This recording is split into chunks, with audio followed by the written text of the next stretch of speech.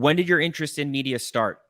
Just the fact that you said 2018, you were doing that ESPN radio thing with Golick and Wingo. Like how long in your career have you been interested in media, and like when did you even, was that your first the first time you ever hosted a show with Wingo?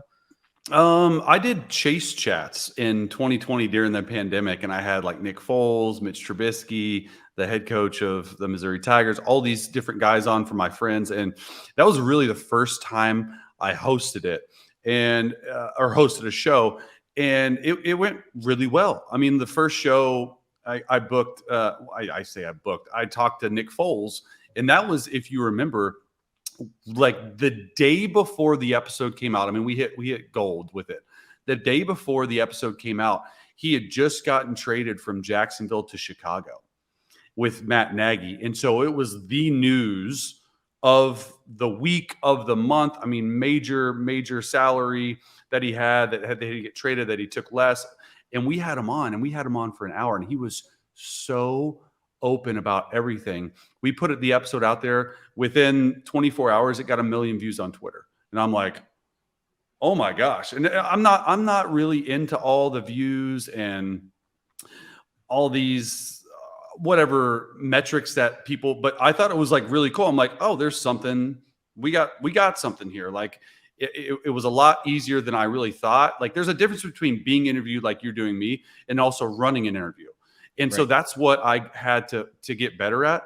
But in terms of like, have I always thought about media? It was either for me, after a certain amount of years in the league, I was like, man, like I really think I could coach. Like I really want to coach, really want to coach. Because I think God put football in my life for a reason. And I want to be able to, like, I feel like I'm an expert at football. I don't feel like I am an expert at football. And that's something that I wanted to continue my life with. And it was one of two things. It was coaching and it was media. And the more I thought about coaching, the more I thought about how that would affect my family life, I was just like, man, no, let's just turn to media. And then I was always asked, I mean, even in 2018, we're in Bourbonnais, Illinois at training camp for the Chicago Bears. And one day the media guy, Adam Widman for Chicago, and Brandon Faber were like, hey, we got this spoof that I think you're going to be really good at. Do you want to do it? And they were like, I was like, what do you mean? After training camp practice, they were like, hey, put on a bucket hat, put on some sunglasses, put on a Mitch Trubisky jersey, and go undercover and interview our players. I'm like, there's no way that's going to work. That's so dumb. Like, that's so dumb. Like, they're going to be able to tell who I was. Dude, it was absolute gold. If anyone hasn't seen that, talk about viral. Like, I was just being myself. I wasn't trying to plan it up. But, like, Mitch Trubisky signing my jersey, Matt Nagy signing my jersey, like, no clue who I am. And so, like, I've done a lot of different things like that for a lot of different teams.